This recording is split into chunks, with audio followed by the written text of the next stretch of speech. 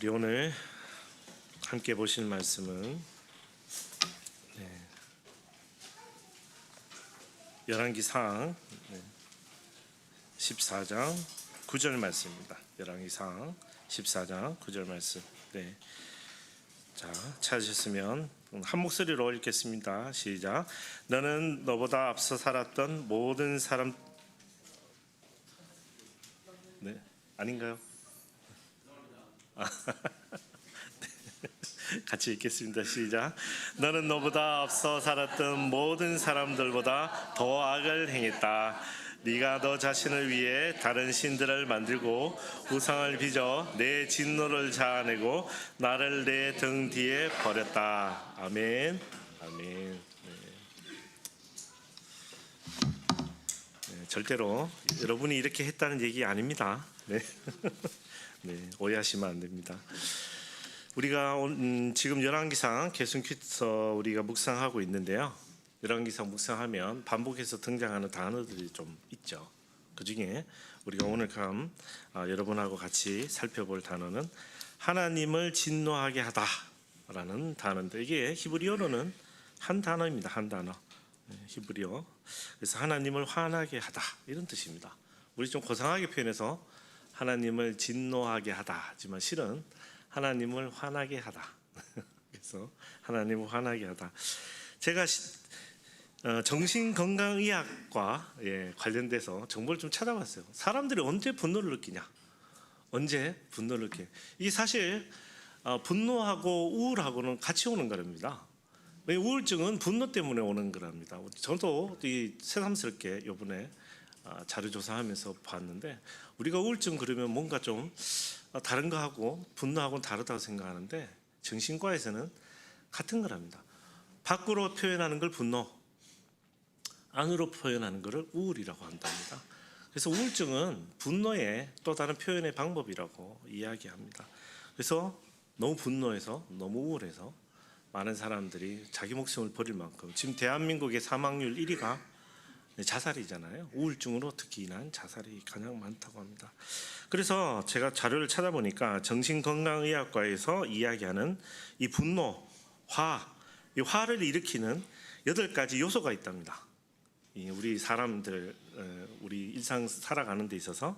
그래서 좀 전문 용어로 하면 분노를 일으키는 심리 기전 8가지라고 있더라고요.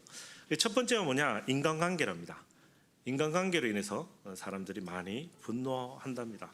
또 하나는 자기 보호 본능, 스스로를 보호하기 위해서 분노를 한다고 이야기합니다. 세 번째는 자기 중심적인 사고. 그래서 요소는 넘지 마, 뭐 이런 거. 그래서 자기 중심적 사고 때문에 분노하게 되고요. 또 하나는 가치관. 이건 보통 가정이나 아니면 자신이 거하는 것에서 세대 차이가 날 때 이해할 수 없는 거, 우리 어른들이 하지 말아야 될 게 보통 라떼는 이라는 거 있잖아요. 그런 걸로 인해서 분노하는 경우가 상당히 많다고 합니다. 자, 그리고 또 하나, 이게 참 우리가 사실은 이렇게 되면 안 되지만 습관적으로도 분노한답니다. 이 화내는 것도 습관이 된답니다. 습관. 그래서 자신의 감정을 표현할 때 습관적으로 먼저 분노하게 된다고 하더라고요. 그 다음에 컴플렉스가 있답니다. 또 이 컴플렉스는 보통 자신에 의한 컴플렉스, 보통은 뭐 여러 가지 이유가 있겠지만 이 심리과에서 이야기하는 컴플렉스는 착한 사람 컴플렉스가 특히 분노를 유발한답니다. 그래서 나는 늘 착하게 살아야 돼. 특히 우리 대한민국이 그렇게 많이 가르쳤죠. 그래서 착하게 살아야 돼. 그래서 착하게 살아야 되니까 어떻게 합니까? 참죠. 참다 보니까 그게 분노가 된다고 이야기하더라고요. 그리고 이거하고 좀 비슷한 게 낮은 자존감도 있답니다. 스스로를 부족하다고 생각하고. 실은 내 탓이요는 그다지 정신과에서는 추천하지 않는답니다. 내 탓이요. 다 자신의 탓으로 돌리는 순간 자신의 병이 된다고 이야기하더라고요. 그리고 마지막에 8번째, 정신질환적인 측면도 있답니다. 이 분노라는 게 우리가 생각하는 것 이상으로 우리 정신적인 스트레스나 이런 질환적인 부분도 있다고 합니다. 그래서 이런 8가지가 있는데, 자, 이런 8가지 심리 기전과 대비했을 때 그러면 하나님은 왜 분노하십니까? 하나님은 우리 인간처럼 뭐 자기 보호 본능이 있으십니까? 가치관이 낮으십니까? 아니면 자존감입니까? 뭐 제가 봤을 때 하나님은 여기 해당되는 거는 여덟 가지 중에 7가지는 아무 해당이 없는데 한 가지가 조금 우리하고 연관이 있습니다. 관계. 그래서 성경에서 하나님이 분노하신 가장 큰 이유는 관계입니다. 관계. 결론적으로 말씀드리면 하나님은 우리를 사랑하시는데 우리가 그 사랑을 무시하거나 거부하고 다른 일을 할 때 하나님이 주로 분노하신다고 이야기합니다. 자, 이 분노라는 것은 히브리어로 카아스라고 합니다. 모르셔도 됩니다. 그냥 카아스입니다. 그냥 카아스.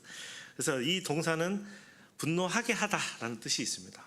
그래서 아까 말씀드렸던 하나님을 분노하게 하다 할 때 분노하게 하다라는 뜻으로 카아스라는 히브리어 동사인데 원래는 이렇게 누군가를 화나게 하다라는 뜻으로 쓰이는데 성경에서는 주로 하나님을 진노하게 하다, 하나님을 화나게 하다라는 뜻으로 쓰인다고 합니다. 이거 관련돼서 제가 표를 좀 준비했는데요. 표 한번 보실까요? 표. 자, 이게 성경에 이 분노하게 하다라는 동사가 총 64번 나옵니다. 근데 주로 어디 나오는지 보이시죠? 제일 왼쪽에 이 글자 너무 작지만 신명기, 그죠? 두 번째 많은 게 예레미야, 세 번째 많은 게 열왕기상, 열왕기하. 뭔가 느낌이 좀 오시죠? 말을 참 안 듣는 사람들이 화를 나. 이거 말고 그 다음 페이지 보실래요? 물론 이게 히브리 동사지만 구약에만 있죠. 히브리 동사니까. 신약에는 이거하고 대치되는 동사가 없습니다. 없고 구약에만 있는데 그 중에 구약 중에서도 구약이 39권의 책이 있는데 그 중에서도 유독 저 4권에 관련된 부분에 이 동사가 많이 등장합니다. 자, 그러면 열왕기상, 열왕기하, 예레미야 특징이 뭡니까? 다 말 안 들어서 하나님이 뭐뭐 하라 했는데 말을 참 안 듣죠. 왕들이 다윗 빼고는 다 안 들었다고 이야기합니다. 성경에서. 그래서 다윗의 집안 말고는 다윗 말고는 다윗보다 못하니 이렇게 이야기해서 솔로몬부터 시작해서 많은 그리고 북이스라엘. 그래서 열왕기상, 열왕기하. 예레미야는 왜 저래 많겠습니까? 예레미야는 마지막 완전히 이스라엘이 멸망할 때 예레미야서입니다. 완전히 멸망할 때. 그래서 전부 다 어디로 가죠? 바빌론으로 끌려갑니다. 잔인하게 끌려갑니다. 귀에 고리 매고 코에 고리 매고 끌려갑니다. 당깁니다. 이렇게 당겨서 끌려가는 그게 예레미야서. 자, 그럼 신명기는 왜 저렇게 많을까요? 신명기는 모세가 이스라엘 백성들이 가나안 땅에 들어가기 전에 하나님이 주신 계명을 다시 한번 확인시켜주는 장면이 신명기입니다. 그때 뭐라고 주로 얘기하시느냐? 너희들이 가나안 땅에 가면 말을 안 들을 것 같은데 그렇게 하면 안 돼. 내 말을 잘 들어야 돼. 그래서 신명기 28장에는 복과 저주에 대해서 이야기하는 순종과 불순종에 따른. 그래서 신명기가 그렇게 많이 이야기를 했는데 또 불구하고 열왕기상, 열왕기하, 예레미야 보시면 저렇게 많이 우리가 불순종하게 됩니다. 자, 그러면 언제 주로 하나님을 진노하게 하느냐? 언제 주로 진노하게 하느냐? 가장 큰 이유는 불순종인데 어떤 불순종이냐? 우상에 대한 불순종입니다. 우상. 그래서 하나님이 우상을 만들었을 때 하나님이 불순종하는데, 자, 그리고 우리 하나하나 살펴보겠습니다. 자, 첫 번째 주제는 무엇이 하나님을 분노하게 하는가라는 건데요. 이 첫 번째 주제의 첫 번째 성경 구절이 신명기 4장 25절에서 27절 말씀입니다. 신명기 4장 25절, 27절. 우리 자막 있죠? 같이 읽어볼까요? 시작.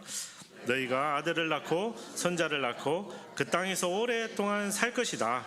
그러나 만약 너희가 타락해 우상을 만들어 너희 하나님 여호와의 눈앞에 악을 행하고 그분의 진노를 자아내면 내가 오늘 하늘과 땅을 너희에 대한 증인들로 삼아 말하는데 너희는 요단강을 건너 차지할 그 땅에서 곧 망할 것이다. 너희는 거기서 얼마 살지 못해 반드시 망할 것이다. 여호와께서 너희를 여러 민족들 가운데로 흩으실 것이며 여호와께서 너희를 쫓아보내실 그 민족들 가운데서 살아남을 자가 너희 가운데 얼마 되지 않을 것이다. 아멘. 먼 여행을 떠나는 아들 앞에 불러다 놓고 너 여행 가서 조심해라고 해야 되잖아요. 근데 부모가 주의를 줄 수 있죠. 네가 여행 가서 잘못된 길을 들거나 뭐 잘못된 사람을 만나거나 그러면 사기도 당할 수 있고 문제가 생길 수도 있어. 오늘 신명기 이 말씀은 그런 의도예요. 하나님이 경고하시는 거예요. 어떤 경고? 무조건 잘못했다는 게 아니라 네가 이런 일을 하면 이런 결과가 올 거야. 이건 하나님이 정해놓으신 오신 원칙인 거죠. 하나님 말씀에 순종한 자와 하나님 말씀에 순종하지 못한 자. 그래서 오늘 신명기 4장 말씀은 그렇게 시작하는 겁니다. 특별하게 오늘 여기서 언급하는 것은 새긴 우상입니다. 새긴 이미지. 우리는 하나님 형상을 닮아 그때 한 이미지 그 형상 그 맞습니다. 그래서 하나님은 하나님의 형상을 닮아 우리를 만드셨을 뿐이지 세상에 어떤 것도 어떤 신도 하나님 만드신 경우가 없습니다. 근데 사람들이 스스로 만든 거죠. 하나님이 안 보이니까 하나님 여호와 하나님을 모르는 상태에서 죄를 지어서 우상, 그걸 우리가 우상이라고 하는데 돌로 만들거나 나무로 만든 그런 신들. 근데 그런 신들이 어떻다고 얘기합니까? 28절에 가면요. 이렇게 그 신들은 보지도 못하고 듣지도 못하고 먹지도 못하고 냄새도 못 맡는데 왜 너희들이 그 신을 만들어서 섬기냐? 너희들이 그 신을 섬기면 망할 것이다 라고 하나님이 경고하시는 겁니다. 그래서 이 무엇이 그러면 하나님을 분노하게 하느냐? 결론적으로 사람이 만든 거짓된 신, 우리가 한마디로 하면 우상이죠. 우상. 여러분 우상 다 버리셨죠? 지난 주일날 설교했는데 다 베갯잎에 넣어놨던 거 다 버리세요. 의외로 많더라고요. 의외로 제가 직장생활 해보니까 의외로 많더라고요. 베개에 넣어놓은 것도 의외로 많고 어디 가방에 넣어놓은 것도 의외로 많고 심지어 성경에도 넣어놓은 사람도 봤습니다. 참 믿음이라는 게 우리가 상상을 못하는 믿음도 많습니다. 그러나 분명히 하나님은 뭐라고 얘기하십니까? 보지도 못하고 듣지도 못하고 먹지도 못하고 마시지도 냄새도 못 맡는 그런 말도 안 되는 신을 왜 너희들이 섬기냐? 진짜 신은 나 아니냐? 나를 섬기라 라고 이야기하시는 겁니다. 자, 그러면 신명기에 이렇게 계속되는 여러 가지 말씀들이 있는데도 불구하고 자, 이스라엘 백성들이 들어가서 뭐 다윗 솔로몬 때는 크게 없는데 이상하게 이 제목이 가장 먼저 등장하는 사람이 여로보암입니다. 여로보암. 그래서 여로보암 아시죠? 여로보암은 누굽니까? 이스라엘의 첫 번째 왕이죠. 그게 14장 9절입니다. 그죠? 그 다음에 14장 15절 말씀도 있어요. 15절 말씀도 읽어볼까요? 15절 말씀 읽겠습니다. 시작. 여호와께서 이스라엘 치셔서 마치 갈대가 물속에서 흔들리는 것처럼 만드실 것이요 여호와께서는 이스라엘을 그 조상들에게 주신 이 좋은 땅에서 뽑아내 유프라테스 강 너머로 흩으실 것이요 그들이 아세라 목상을 만들어 여호와를 진노하게 했기 때문이요. 아멘. 여로보암의 가장 큰 잘못은 솔로몬이 만들어놓은 하나님의 성전이 분명히 있는데도 불구하고 자신의 욕심 때문에 자신이 만듭니다. 신을. 그래서 베델과 단에다가 신을 만들죠. 산당을 세우고 그리고 그가 만든 신은 금송아지를 만들어서 이스라엘 백성들을 파멸로 이끕니다. 그래서 이 여로보암이 첫 번째 하나님의 분노를 일으키는 행위를 하게 되죠. 자, 이 여로보암의 영향력을 하나님께서 예언하셔서 내가 너 집을 원래는 축복해 주겠다고 했죠. 그런데 네가 만약 그렇게 하면 어떻게 하겠다? 끊어버리겠다. 그 예언이 언제 이루어지느냐? 열왕기상 16장 7절에 가면 이루어집니다. 16장 7절 말씀 같이 볼까요? 시작. 여호와의 말씀이 하나니의 아들인 예언자 예후를 통해 바하사와 그의 집에 임했습니다. 바하사가 여호와 보시기에 악한 행동을 하고 그가 지은 죄로 여호와의 진노를 자아내 바하사가 여로보암의 집과 같이 됐기 때문입니다.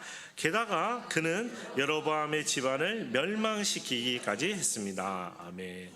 여로보암이 그 죄악의 결과 하나님이 진노하게 한 그 결과 때문에 바하사 때문에 그 집안이 멸망당하는데 아이러니하게도 그 바하사조차도 동일한 하나님을 진노하게 하는 행위 때문에 멸망하게 되었다고 오늘 열왕기상 16장 7절에서 증언하고 있습니다.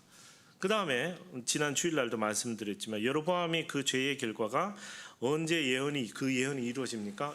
어느 이름 없는 한 사람의 선지자의 예언으로 요시야 왕 때 이루어지죠. 요시야 왕 우리 열왕기하 22장 17절 말씀을 읽어볼까요? 네, 읽겠습니다. 시작. 그들이 나를 버리고 다른 신들에게 분향하며 그들 손으로 만든 모든 우상들로 내 진노를 자아냈으니 내 진노가 이슬 타올라 꺼지지 않을 것이다. 아멘. 이때 요시야 왕 때 무슨 일이 있었냐면 성전을 보수하다가 하나님의 책을 발견했어요. 그래서 하나님 책을 발견해서 가져와서 왕에게 보고하라는 거예요.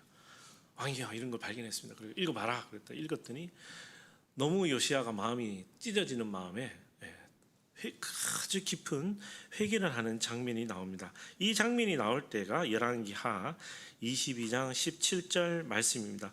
그래서 이 요시야가 이렇게 하니까 하나님이 이렇게 말씀하세요. 18절 바로 이어지는 말씀에 여호와께 묻기 위해 당신들을 보낸 유다 왕에게 이렇게 말하시오. 이스라엘 하나님 여호와가 네가 들은 그 말에 관해 말한다. 이곳과 여기에 사는 사람들이 저주를 받고 폐허가 될 것이라고 내가 말한 것을 듣고 네 마음이 여기 니는 요시야를 얘기합니다. 네 마음이 순해지고 네가 여호와 앞에 겸손해졌으며 또 내가 네 옷을 찢고 내 앞에서 통곡했기에 나도 내 소리를 들었다. 여호와가 말한다. 20절. 그러므로 내가 반드시 너를 내 조상들에게 가게 할 것이고 내가 평화롭게 묻힐 것이다. 또 내가 이곳에 내리는 모든 재앙을 내가 눈으로 보지 않게 될 것이다. 그러자 그들은 왕에게 홀다의 대합을 전했습니다. 아멘. 그래서 요시야는 내일 이제 우리 새벽에 살펴보겠지만 이스라엘과 유다 왕들 중에 가장 하나님이 기뻐하셨던 왕 중에 한 명입니다. 그래서 종교 개혁을 일으켰죠. 새로운 개혁. 이제 더 이상 우리가 산당에 제사 지내지 말자. 여로보암이 실수로 만든 혹은 여로보암이 의도해서 만들었던 그 산당을 요시야는 다 없애고 남유다 왕인데요. 그죠? 남유다 왕인데 북이스라엘 산당까지 다 없앱니다. 그래서 종교 개혁을 일으키는 그 요시야를 향한 하나님의 칭찬의 말씀입니다. 그래서 다시 한번 말씀드리지만 열왕기 상하뿐만 아니라 많은 성경 구약에 있는 하나님을 분노하게 한 가장 큰 원인은 우상 숭배입니다. 제가 농담 삼아 얘기했지만 여러분 부적이 꼭 우상 숭배겠습니까? 성경에서는 여러 가지 많죠. 내가 하나님 앞에 눈길을 두지 못하게 하는 다른 거, 그게 자녀일 수도 있고 그게 제 재산이 될 수도 있고 제 명의일 수도 있고 심지어 교회의 직분이 될 수도 있고 여러 가지가 다 될 수 있습니다. 저도 항상 조심합니다. 내가 하나님 앞에 안수받은 자로서 내가 하나님께 내 스스로 우상을 섬기고 있지는 않은지 혹은 또 내가 누군가의 우상이 되고 있지는 않은지. 왜냐하면 제가 전하는 말씀은 하나님의 말씀을 전해야 되잖아요. 그죠? 그래서 저에 대한 이야기가 되지 않아야 되니까. 그래서 항상 하나님을 분노하게 하지 않게. 그래서 내가 우상을 섬기자.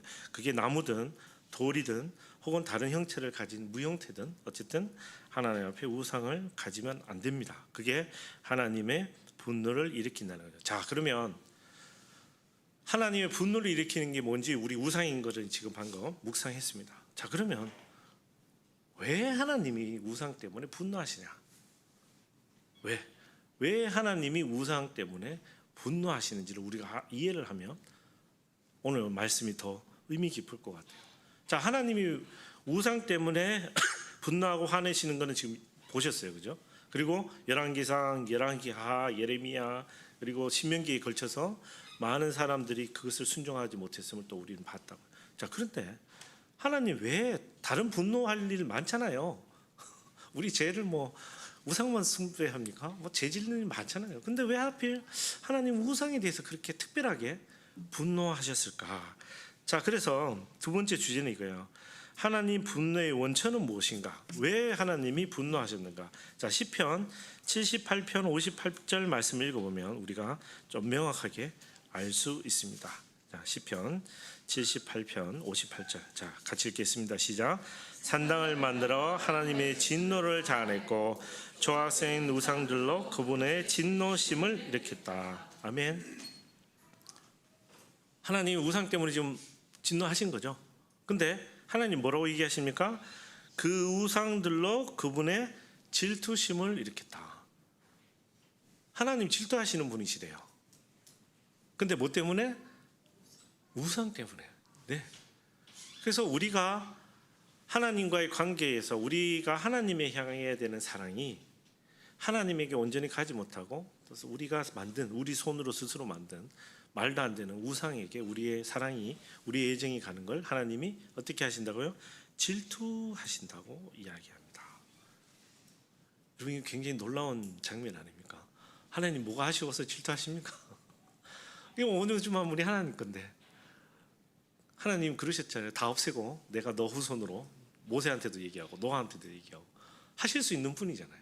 그런데 하나님 뭐라고 얘기하십니까? 이스라엘 백성들에게 네가 만든 우상 때문에 내가 질투한다 라고 이야기하십니다. 이 질투라는 단어는요, 칸나라는 단어인데, 이게 참 단어가 참 특이한 단어입니다. 성경에 6번밖에 안 나옵니다. 질투하는 하나님 할 때 그 질투는 성경에 6번밖에 안 나오고, 그 질투라는 단어는 구약에서 하나님 앞에만 붙였습니다. 이 성경을 기록할 때 사람들에게 붙인 게 아니고, 그래서 질투하는 하나님 할 때 그 질투는 단어는 6번밖에 안 나오는 단어인데, 자, 언제 나오느냐? 자, 빠르게 우리가 좀 읽어보겠습니다. 자, 십계명이 나옵니다. 먼저 결론적으로 말씀드리면 십계명이 2번 나옵니다. 출애굽기 20장, 출애굽기 34장 2번 나오거든요. 왜냐하면 하나님이 십계명 주셨는데 모세가 혈기 못 이겨가지고 집어 던져서 깨집니다. 그래서 하나님이 한 번 더 만들어주세요. 그때 또 나옵니다. 그게 34장.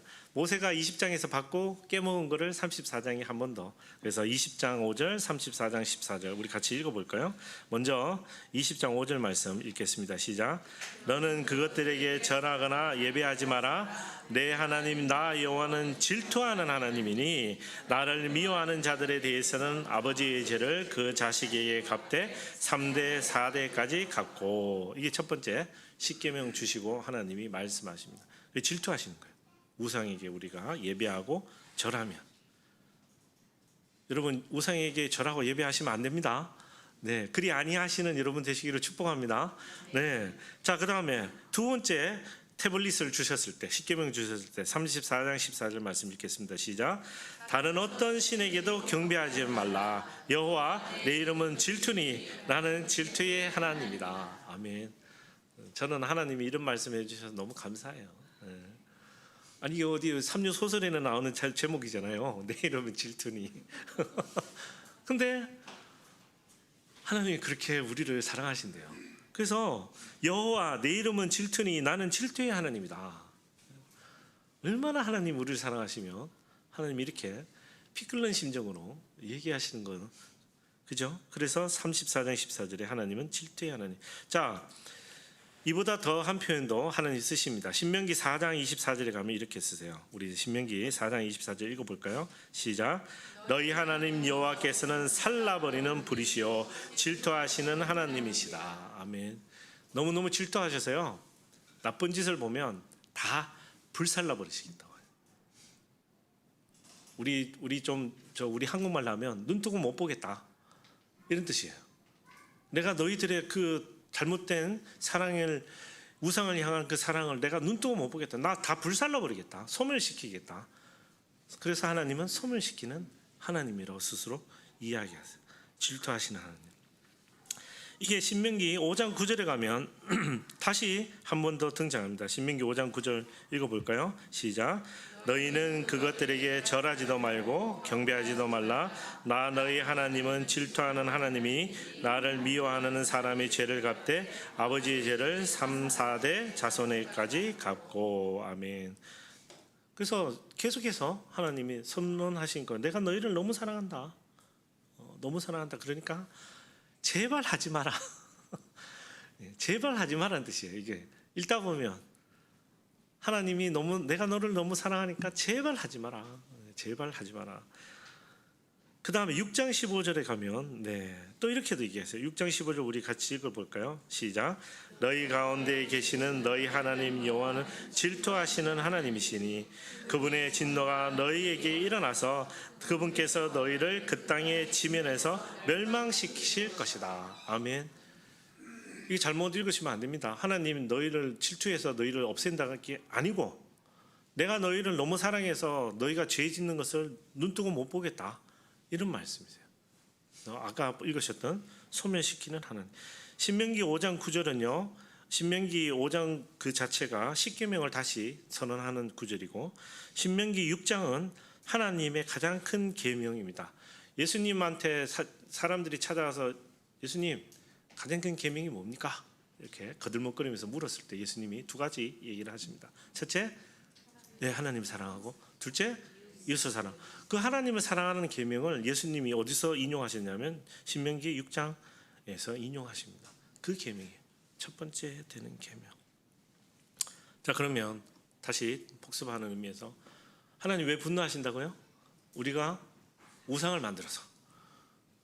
그러면 하나님 우상을 만드셔서 분노하셨는데 그 분노하신 이유가 뭐라고요? 우리를 질투, 사랑하셔서.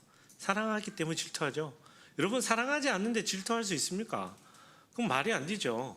그러나 사랑하면 또 질투하게 됩니다. 왜? 나와 온전한 관계를 맺고 싶으니까. 내가 온전히 내 아내와 내 남편과 온전히 관계를 맺고 싶은데 잘못된 선택을 하는 사람을 보면 질투하게 됩니다. 하나님이 우리와 온전한 관계를 맺고 싶으셨는데 우리가 그 관계를 모른 척하거나 무시하거나 혹은 대들면서 다른 진짜 돌로 만들고 말도 못하고 듣지도 못하는 신을 우리가 그걸 좋다고 이야기하니까 하나님이 질투하십니다. 하나님이 그 돌에게 질투하신대요. 왜요? 우리를 사랑하셔서. 사랑하셔서. 자, 그러면 이제 결론을 지어볼게요. 자, 하나님을 분노하게 하지 않기 위해서 그러면 여러분 어떻게 하시면 됩니까? 우상을 안 섬기면 되죠. 우상을 안 만들면 되죠. 우상을 안 만들면 됩니다. 맞습니다. 우상에게 절하지 않고 우상에게 경배하지 않고 우상을 만들지 않으면 됩니다. 이것은 제가 생각할 때 소극적 반응입니다. 소극적 반응. 왜? 원인을 제공하는 거니까 소극적 반응이죠. 그런데 적극적 반응은 뭘까요? 그러면 적극적 반응은 하나님을 사랑하는 거죠. 하나님을 사랑하는 거죠. 자, 이 이야기를 예수님이 우물가의 여인에게 이야기하시는 장면이 나옵니다. 요한복음 4장 23절에서 24절 말씀 우리 같이 한번 읽어볼까요? 자, 시작. 이제 참되게 예배하는 사람들이 영과 진리로 아버지께 예배드릴 때가 오는데 지금이 바로 그때다. 아버지께서는 이렇게 예배드리는 사람을 찾고 계신다. 하나님은 영이시니 하나님께 예배드리는 사람은 영과 진리로 예배드려야 한다. 아멘. 자, 소극적 반응은 우상을 만들지 않고 우상에게 절하지 않고 우상에게 경배하지 않는 겁니다. 그러나 적극적 반응은 하나님을 사랑하는 겁니다. 그럼 여러분, 하나님을 사랑하는 표현을 어떻게 하실 겁니까? 하나님이 어떻게 하라고요? 예배를 통해서 하라고 얘기하신 거예요. 어떻게? 신령과 진정으로 예배 드리라고 이야기합니다. 여러분, 이 영으로 예배 드린다는 게 뭐냐면 영으로 예배 드리는 거는 기쁘게 예배 드리는 거 이야기합니다. 감정적으로 내 모든 걸, 이 성경에서 영이라는 거는 내 모든 걸 이야기하는 그런 거거든요. 그래서 내가 정말 열정을 가지고 기쁘게 즐겁게 뭐좀 음영삑살이 나고 해도 즐겁게, 뭐 상황이 안 좋더라도 즐겁게. 왜? 예배의 주체가 누구예요? 하나님이시니까. 그래서 예배에다가 즐겁게 하자. 그 다음에 우리가 진리로 예배 드리자. 진리는 뭐냐면 진리가 우리를 자유케 하죠. 그죠? 진리는 말씀이거든요. 그래서 말씀으로 예배 드리자. 하나님 말씀으로 예배 드리자. 하나님 말씀이 우리를 자유케 하니까 우리가 어떻게 됩니까? 기쁘고 즐거워지는 거죠. 그래서 예배 드리면 기쁘고 즐거워야 되고, 진짜 예배는 어떤 예배다? 기쁘고 즐거운 예배입니다. 여러분, 예배 드리고 돌아갈 때 기쁘고 즐거우셔야 합니다. 예배 드리고 집에 가는데 자꾸 심각해지면 이 뭔가 좀, 물론 그날 말씀이 경고의 메시지고 나를 향한 가슴에 치는 메시지면 그럴 수도 있겠지만, 그러나 중요한 것은 하나님이 우리에게 왜 경고하고 왜 부르십니까? 사랑하니까 부르시는 거예요. 그래서 다시 말씀드리지만 4장 23절에서 24절 말씀은 적극적 반응입니다. 그래서 적극적 반응은 뭐라고 얘기하십니까? 예수님이 하나님은 영이시니 하나님께 예배드리는 사람은 영과 진리로 예배드려야 한다. 아멘. 저는 우리의 예배가 신령과 진정으로 드리는 예배 되기를 축복합니다. 제가 요즘 맨날 기도하는 게 그거예요. 하나님, 우리가 보시기에 부족하죠. 더 화려하게 뭐 더 좋은 스피커 다 필요하죠. 다 있으면 좋겠죠. 그러나 좀 없으면 어떻고, 좀 부족하면 어떻습니까? 예배의 주체가 하나님이시니까. 그래서 우리 막 그냥 어디 선교 갔다고 생각하고 원주민 선교 갔다고 생각하면 되잖아요. 예. 근데 하나님은 한 분이시니까. 그리고 하나님 우리에게 사랑한다고 말씀하시니까 우리가 어떻게 예배 드려야 됩니까? 영과 진리로 예배 드리는 겁니다. 자, 그러면 영과 진리로 예배 드리면 하나님이 뭔가 약속하신 게 있으시겠죠? 그죠? 하나님이 영과 진리로 예배 드리는 자들에게 약속한 게 있을 겁니다. 그죠? 자, 그 약속한 메시지가 성경에 많이 등장하는데 그 중에서 제가 오늘 소개해 드리고 싶은 말씀은 신명기 4장 29절 31절 말씀입니다. 자, 우리 자막 있죠? 네. 자, 우리 같이 기쁘게 한 목소리로 읽겠습니다. 시작.